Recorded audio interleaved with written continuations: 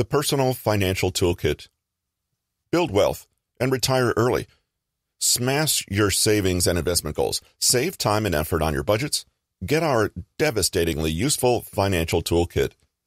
The Visual Goal Planner will capture and motivate your drive to prosperity. Track cash flow and spending with the Budget Planner with 31 critical budget categories. The Loan Calculator will work out when you will be debt-free. The Investment Calculator will work out rates of return and when you can retire. To receive your free personal financial toolkit, including the amazing Investment Calculator, must-have templates, and 7 new monster money-making tips, then visit the link www.personalfinancewizard.com.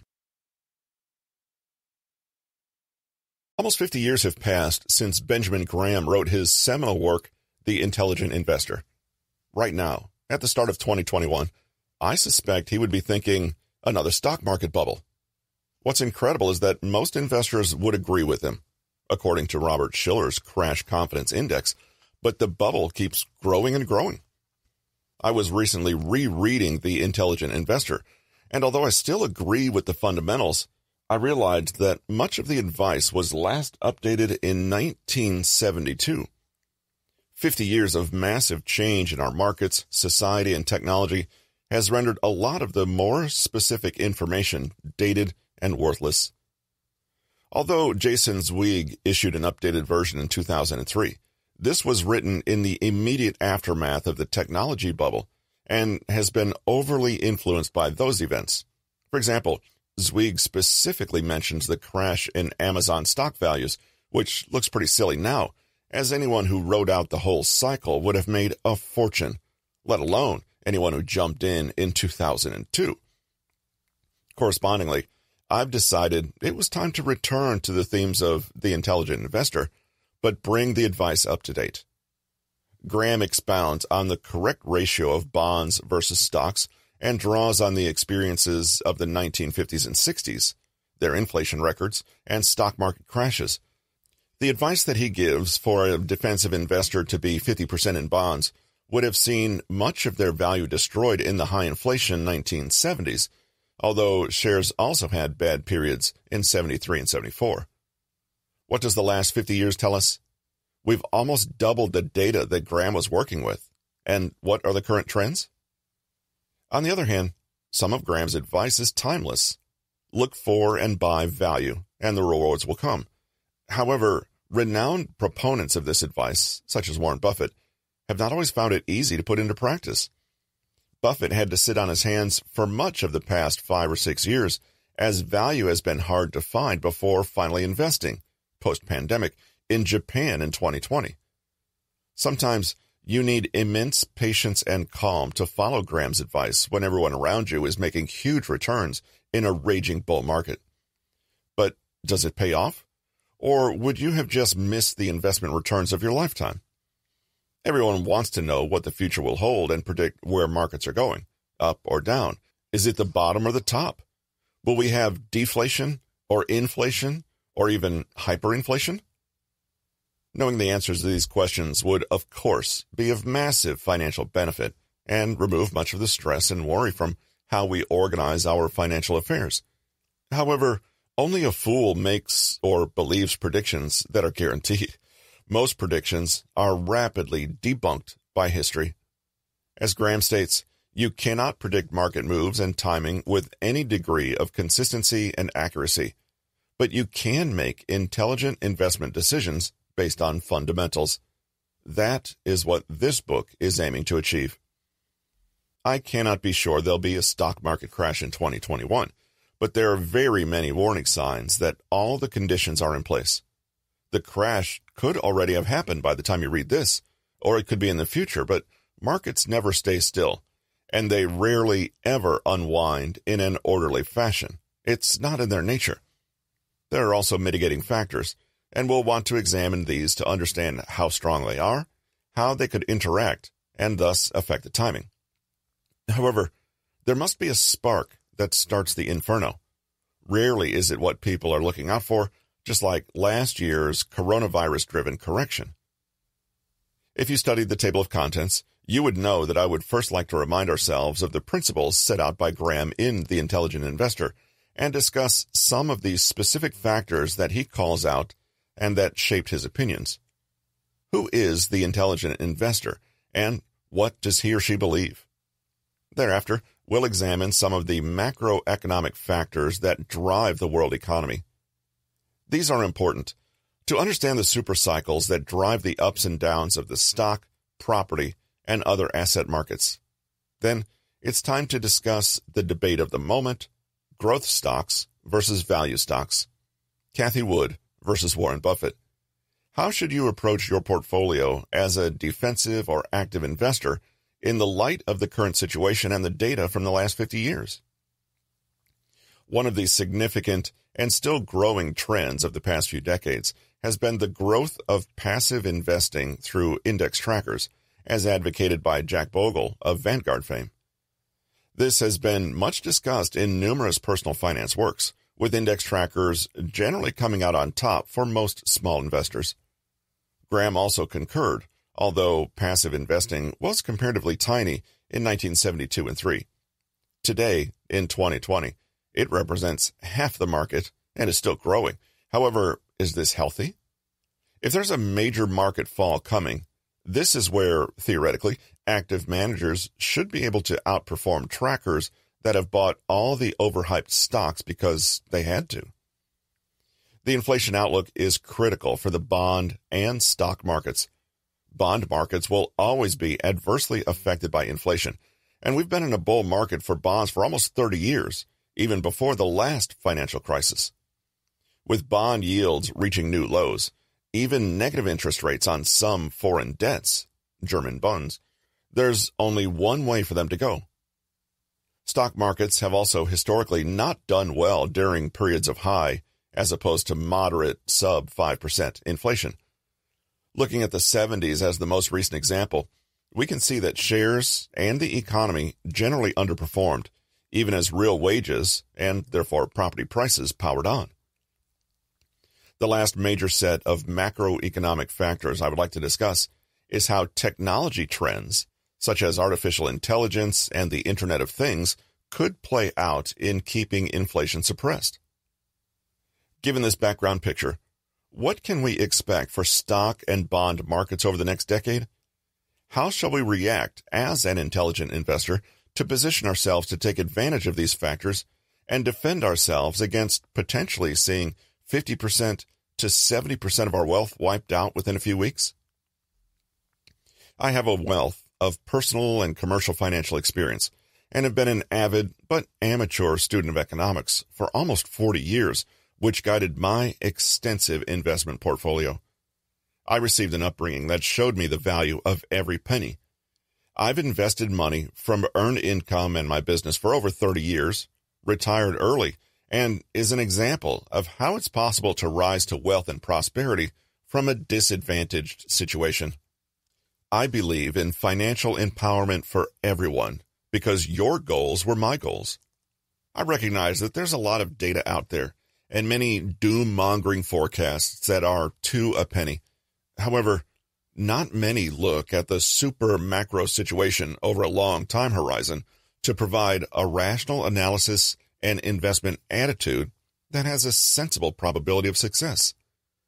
I am intent and enthusiastic about helping the next generation to apply principles from The Intelligent Investor to achieve financial prosperity. To invest successfully over a lifetime does not require a stratospheric IQ, unusual business insights, or inside information. What is needed is a sound intellectual framework for making decisions and the ability to keep emotions from corroding that framework. Warren E. Buffett forward to The Intelligent Investor, Revised Edition.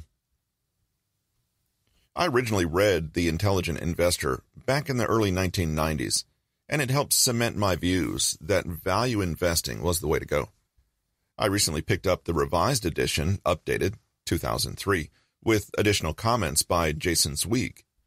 It prompted me to think that the Revised Edition was now almost 20 years old, and the original was last updated by Graham in 1972. What struck me was that although many of the fundamental principles are sound, some things scream out at you. For example, nobody's been running portfolios of 80% bonds and 20% stocks. Even the most cautious have probably not been 50-50, which Graham recommends for the average defensive investor. It's worth examining what would have happened if you had done this and the reasons why this shift has taken place. This week's commentary drew heavily on the background of the tech crash in 2001, in which he casually dismisses Amazon shares as victims of said bubble. Seen now in the context of the past 20 years, we can draw some different conclusions about winners and losers. Even those who bought the stock at its height, adjusted for stock splits, in December 1999 at $106.69 and before the crash, would still now be sitting on a $3,000 per share increase. However, they would have to wait 10 years before breaking even. The question for the intelligent investor is really, should they have been buying Amazon stock at $106 in 1999? With the known data at the time, did it make sense? Have this stock's holders just got lucky and backed the winner out of a much larger field that went bust? The answer to this is a resounding no. Value investors should not have been buying at that price because the price-to-earnings, P/E ratio at the time, was stratospheric, and the company was still gobbling cash.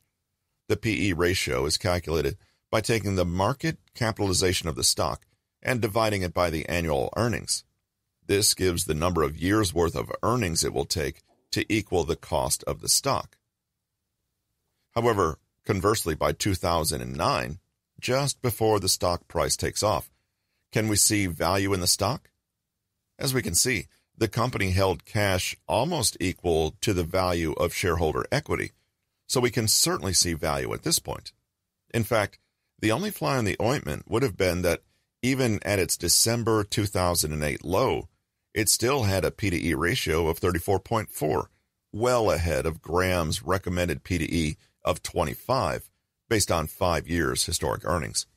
However, looking under the covers, you'd discover that earnings were held back by historic high levels of capital expenditure.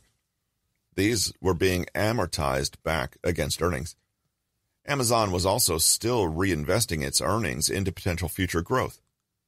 To be fair, it went on to post growth rates of 40% in 2010 and 2011, going from $24.5 billion of revenue, 2009, to $48 billion by 2011.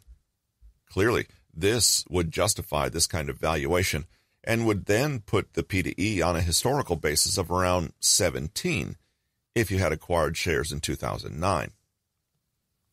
The problem that Graham identifies with growth stocks like Amazon is that they only need to stumble, and then that premium rating gets stripped away as the share price resets based on a lower expectation for earning growth. Who is the intelligent investor? The intelligent investor avoids speculation or gambling on future returns based on high growth, and instead endeavors to identify opportunities in the market where stocks are undervalued due to temporary circumstances and can be expected to recover their valuation to market level. Graham sets out the following conditions for identifying value shares. Positive working capital, current asset minus current liabilities. Positive net assets, working capital less all liabilities, including debt and issued share capital. A price-to-earnings ratio of 25 or less, based on 5 years' historic earning, or less than 20 based on a single year. A consistent historic picture of revenue growth and also profitability. After assessing these criteria, he says that the investor should investigate the long-term prospects for the company and assure themselves that these are worthwhile and likely to continue. This should be the fundamental approach for the intelligent investor. The investor and inflation. For the past 3 decades, inflation has been the dog that hasn't barked. It's been almost a generation since we experienced significant inflation levels, which has colored not only prevalent attitudes, but also the whole investment approach for many investors. For Graham, the dangers of inflation were very real and needed to influence the approach for the intelligent investor. Given the overall outlook and the potential impact on the investing landscape, we'll return to discuss this in more detail in a later chapter. Inflation erodes purchasing power. It is insidious and works like a hidden tax on savings. Even relatively low levels of inflation quickly have an enormous cumulative impact. An inflation rate of just 6% will have your purchasing power in only 12 years.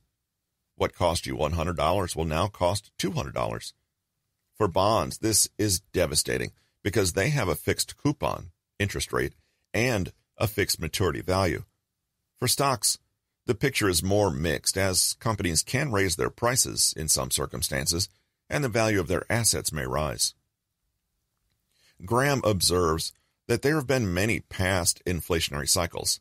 He suggested a rate of 3% for planning purposes, which is a little higher than the historic rates, which indicated averages of 2.5%. Although Graham agreed that stocks tended to outperform bonds over long periods, he knew that this couldn't be the case in all circumstances. At the time, high-grade bonds offered comparable returns. His view, supported by the evidence to 1972, was that we couldn't be certain that stocks would always outperform bonds. He went to great lengths to show that there was little evidence that the values of stock prices and earnings rose in correlation to inflation. Certainly, if we look at inflation in the decade immediately subsequent to his last update from 1973 to 1982, we can see that it powered along at a mean rate of 6.8%, creating cumulative inflation of 87.6%. In that time, the DJIA went from 1,031 to 1,046. This does not mean that the stock market performance will have been very similar to high-quality bonds, as we've already established that yields were very similar. Therefore, both will have been eroded by inflation to similar degrees. If we assume a 4% yield, they will both have provided a negative real return over this period. However, as interest rates rose in 1980 to combat inflation, then bonds would have lost more value, whereas a major bull run began for equities. Another caveat that one should make when using indexes as comparators is an observation made by Graham too. Indexes are adjusted as companies join and leave the index. If that company is relegated from the index and the stock subsequently goes to zero, it does not show up in the effects. Of course, bonds can also be affected by insolvency, though there's a better chance of recovering something. But for very long-term or perpetual bonds that are not redeemed at par during this period, then selling would also be likely to involve a substantial capital loss due to heightened expectations for inflation and interest rates. Historic stock market patterns. Graham looks at a century of stock market cycles, although the data pre-1900 is relatively poor. So we'll concentrate on analyzing the S&P from that date. He notes that a series of 3 distinct patterns emerge, each covering about 20 to 25 years or so. In the first period, to 1924, there are a series of cycles lasting 3 to 5 years, with annual growth averaging 3%. In the second era, from 1925 to 1949, we have the Great Bull Run and crash, followed by an erratic period punctuated by World War II. During this time, returns averaged only 1.5%, leading to a general disillusionment with shares, which tees us up for the next era. Graham describes the period 1950 to 1968 as the greatest bull market in history.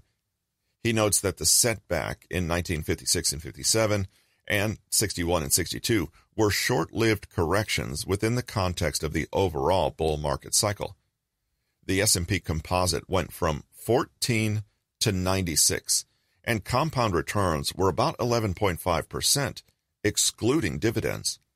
However, from the 1968 high to the 1970 low, the market fell 36%, giving an average advance for the S&P of about 9%. Graham adds that this picture should be supplemented by earnings and dividend growth rates to provide a meaningful picture. He provides a table showing this information in 10-year slices from 1900. This doesn't tell us much, except that there were strong growth rates post-World War II, which supported the aforementioned bull run. We can broadly conclude, from his observations, that when the P/E ratio gets too high and the dividend yield too low compared with historic averages, then we can foresee trouble, as evidenced by the crashes of 29, 56, 61, and 68. Importantly, he also notes that the ratio of yields on bonds versus stocks fell, as the yields on bonds rose and the dividend yield from stocks reduced, setting the scene for these reversals. This provides the intelligent investor with another indicator they can use to determine if the stock market offers value, an indicator that is very relevant here and now as interest rates start to climb. Defensive and enterprising investors. Graham divides investors into two classes. If you're not either, he regards you as a speculator, a gambler rather than an investor. He asserts that investors should be most concerned with avoiding losses rather than maximizing gains. If you make a 50% loss from that point forward, you have to make a 100% gain to break even. Psychologically speaking, we are more shaken by losses than we are stirred by gains, and this leads to aberrant behavior, such as giving up and selling at a massive loss, rather than trying to ride the swings in the market. Part of his strategy is to minimize these psychological tests of our frailty so that we're not put into these positions. The first group he identifies, which should comprise most amateurs, is the defensive investor. All investors should try to avoid losses, but this group should acknowledge that they do not have the time, knowledge, or perhaps inclination to sufficiently acquaint themselves and stay abreast with individual stocks. They should therefore adopt a defensive posture. The minimum return goes to our passive investor who wants both safety and freedom from concern. Graham, the intelligent investor. Graham suggests that the defensive investor should never have more than 75% of his portfolio on common stocks, and never less than 25%. Generally speaking, the split should be 50-50. The second group that Graham identifies is the enterprising or aggressive investor. This group is considered semi-professional with the time, inclination, and expertise in reading company accounts to make fully rational investment decisions.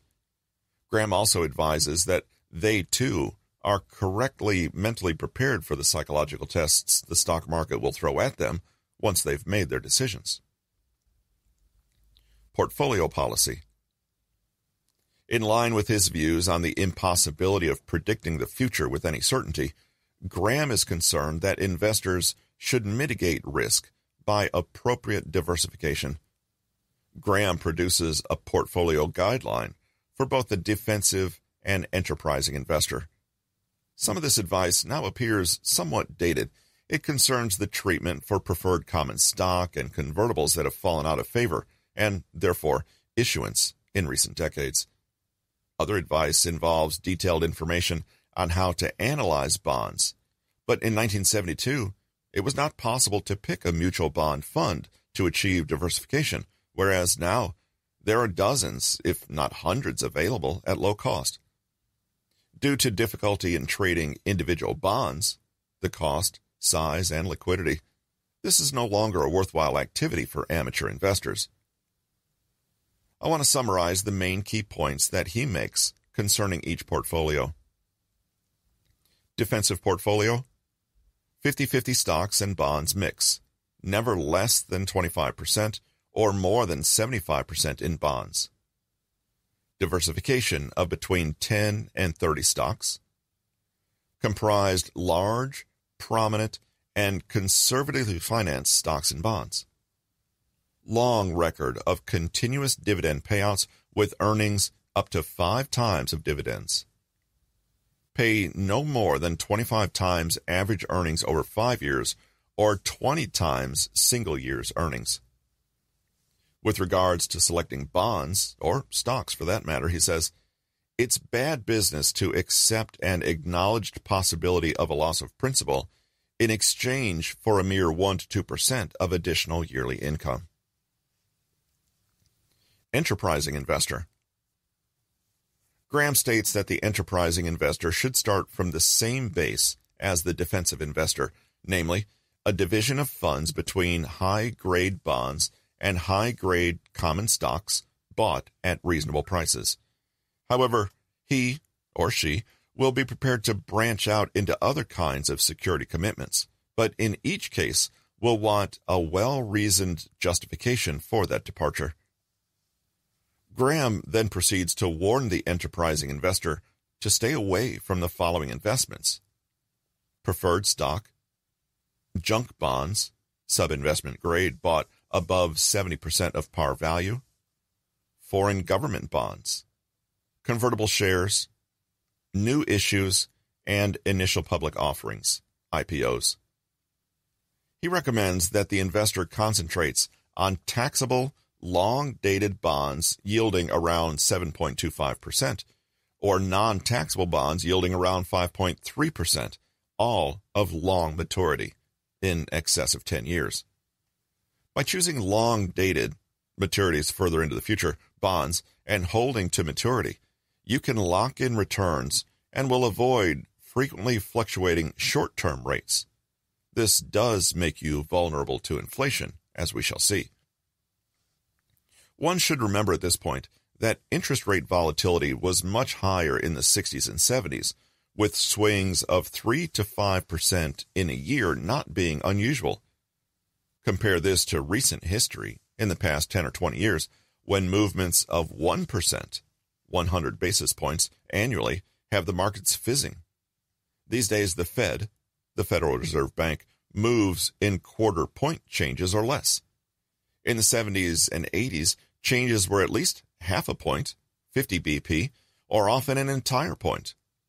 In 1980, interest rates swung between 10% and 20% in 1 year. However, from 2008 to 2016, rates didn't change at all.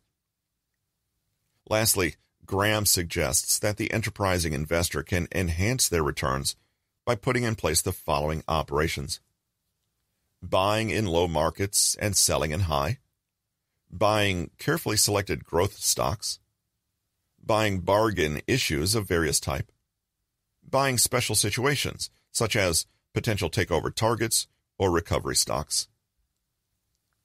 The basis of any stock or bond selection is done with backward-looking historical information. Naturally, the position can change over time. Perhaps a stock you happily buy 1 year doesn't look such a safe bet after 2 or 3 years.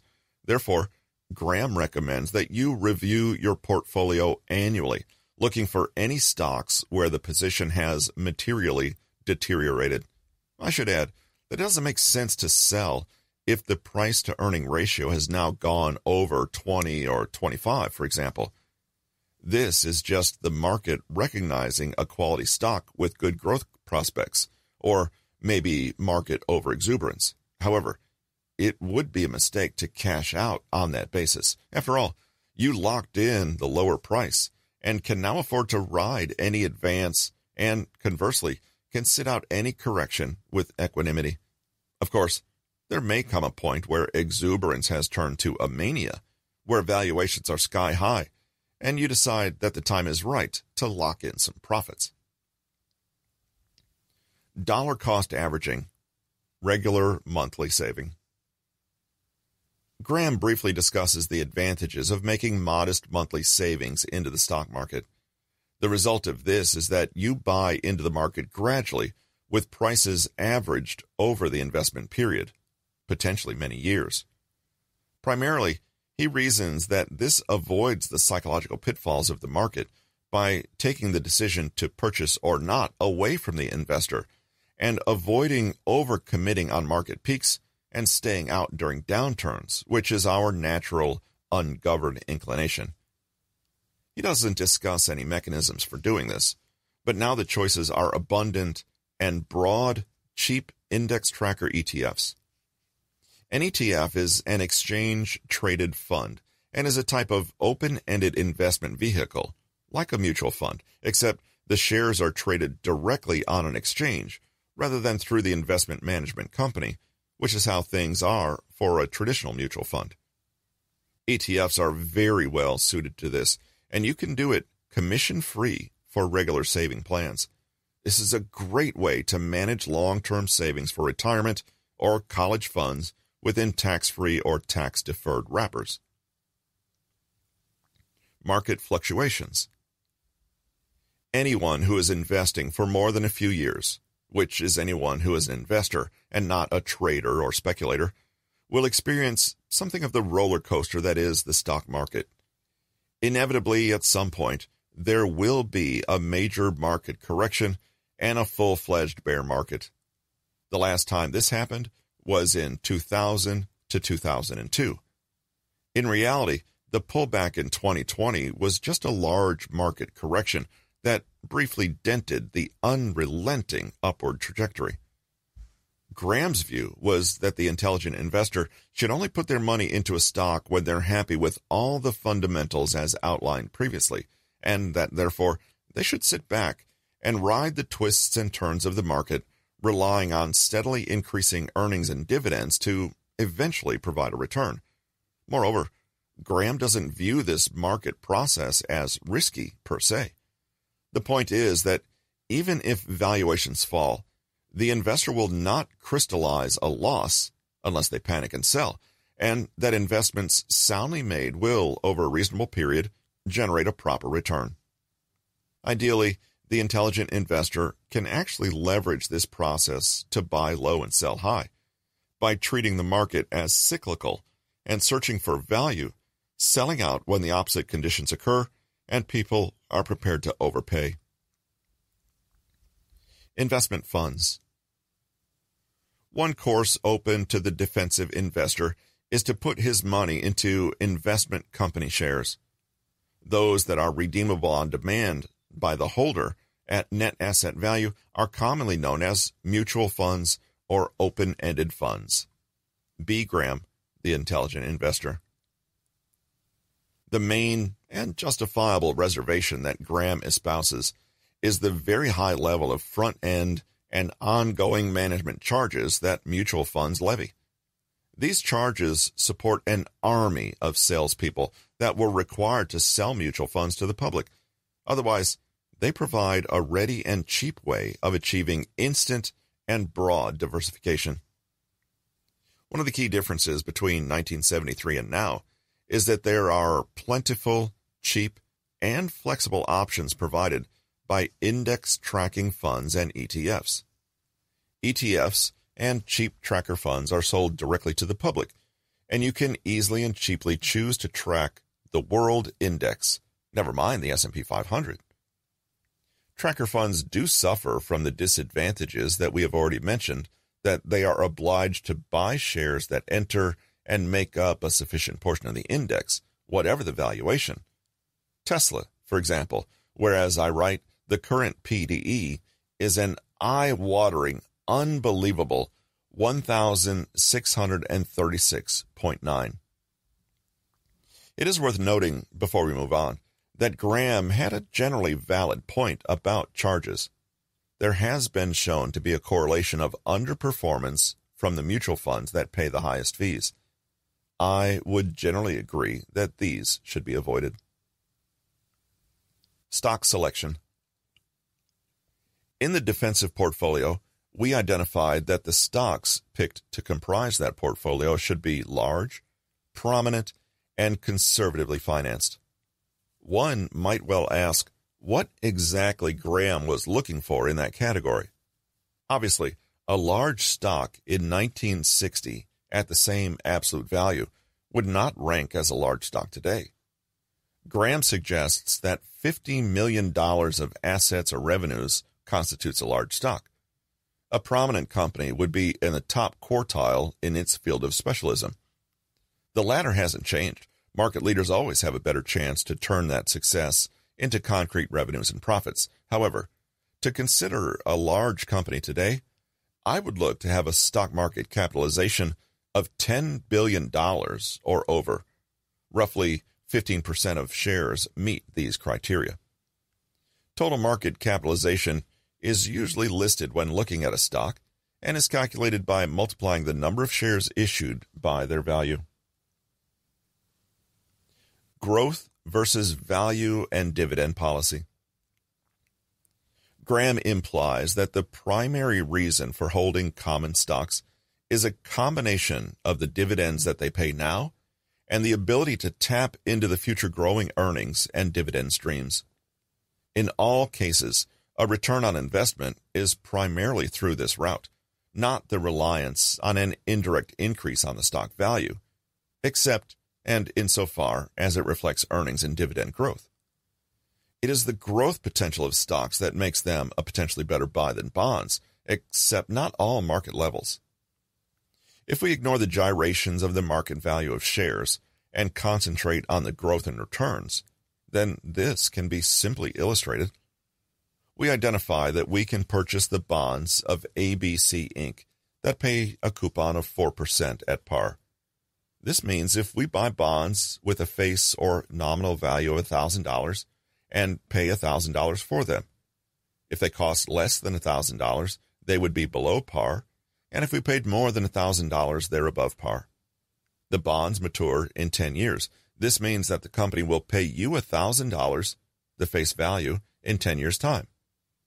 We'll receive an income from our $1,000 of rate times value times years equals $4 divided by 100 times 1,000 times 10 equals $400 in total, plus we get our capital back. Suppose the common stock of ABC Inc. is trading at $100 and pays a dividend of 2%. For our investment of $1,000, we buy 10 shares. If the company does not grow and does not increase its dividend, we will receive just $200 in dividends over the same investment horizon. If we assume a very nice double-digit rate of growth in the dividends of 10% compounded per annum, then, after 10 years, you would still have only received back $318.75 in dividend payments. The question becomes, what is the implied rate of growth of the dividend stream to equal our $400 of coupons we would receive from the bonds? The answer is that we would need a nearly 15% rate of growth every year for 10 years to achieve the same returns. Excellent indeed. Note that this ignores any discount factor or return on the money that we could reinvest, which would further skew the results towards the bonds. Finally, this example should go partially towards explaining why interest rates, and hence inflation rates, are so critical to supporting the level of the stock market.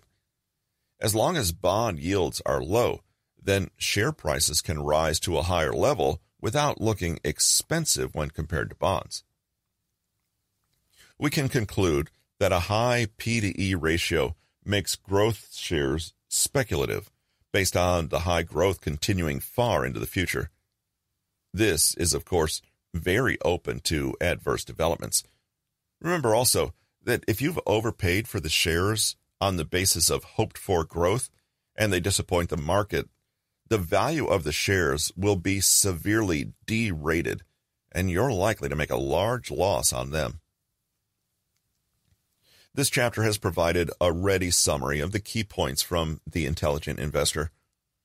With the subsequent chapter, we'll begin to look at updating this information and considering other factors that might guide our approach. After all, we now have the ability to crunch vast amounts of data very fast, something not available to Graham without a supercomputer. This has been An updated investment strategy for the intelligent investor. A stock market investment guide to grow and protect your money using dynamic portfolio management. Written by Tom Cromwell, narrated by Russell Newton. Copyright 2021 by Platinum Edge Media Limited. Production copyright by Platinum Edge Media Limited.